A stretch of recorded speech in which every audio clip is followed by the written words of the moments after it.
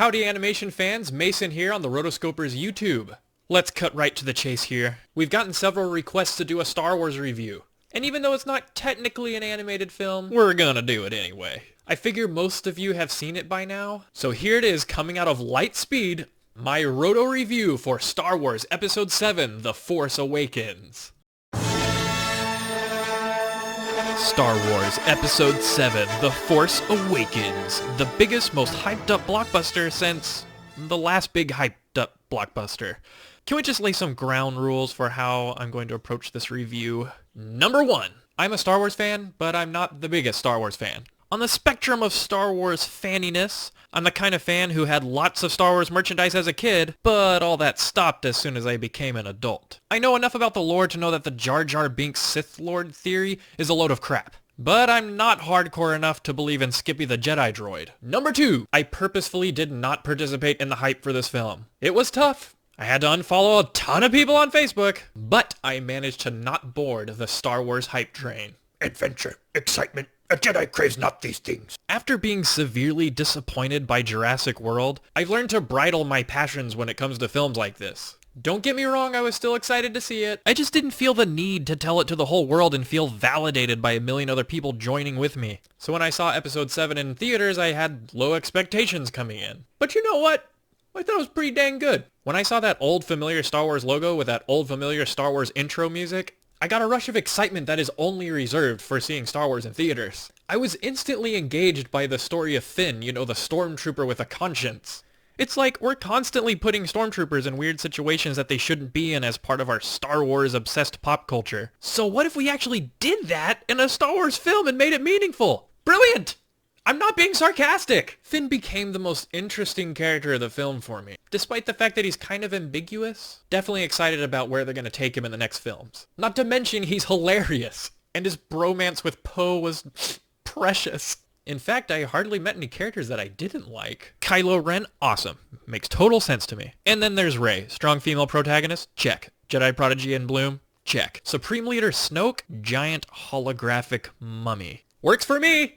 Actually, when the film ended, I was pretty impressed. And I was instantly craving Episode 8. I was curious, so I looked on the web for a few negative reviews on the film. You know, with huge films like these, it's either the best movie ever or the worst movie ever. Isn't that kind of weird? Whenever someone says a film is the worst movie ever, my first thought is, okay. So you've seen about 5 films total in your entire life?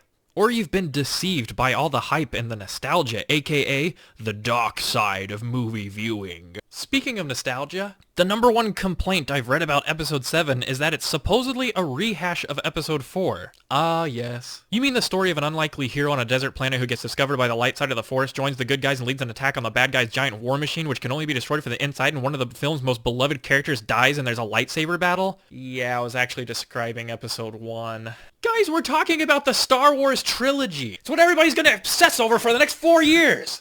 The first installment always is going to hit certain notes because that's Star Wars. The nostalgia junkies demand it. Plus, sticking with the familiar formula connects the old generation with the new. And when you really think about it, J.J. Abrams did a lot of new and original things with Episode 7. Just like they introduced new and original things in Episode 1. And yet people seem to have a problem with that. I don't see how it's such a big deal. Another big criticism had to do with Kylo Ren, the emo wannabe Sith Lord extraordinaire. Reviewers were all like, how could such a powerful Sith Lord fare so poorly in a lightsaber duel against Rey who had barely begun to use the Force? Totally unbelievable, worst movie ever. So I was like, hang on a minute. Sith Lord? Are we talking about the same Kylo Ren here? Because the Kylo Ren that I know is not a Sith Lord, but a dark rogue Jedi. He was being trained by Luke Skywalker and then he went bananas and turned to the dark side. And Snoke alluded to his training not being complete. A dark cloak, red lightsaber, and moody disposition doth not a Sith Lord make. That's the whole point of Kylo Ren. He's a wannabe Darth Vader. He totally didn't get the whole Darth Vader turning back to the light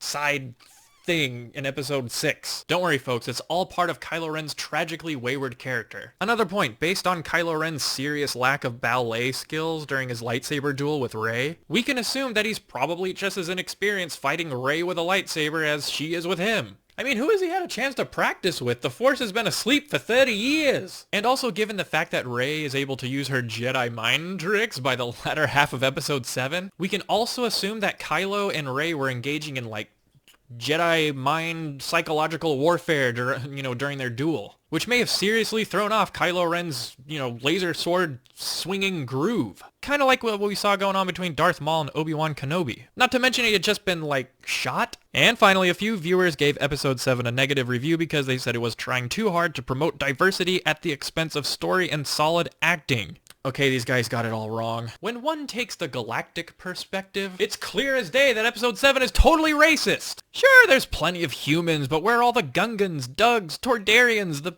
pig dudes from Cloud City, flying cockroach guys, Jawas? So many underrepresented alien races in this film. It's shameful.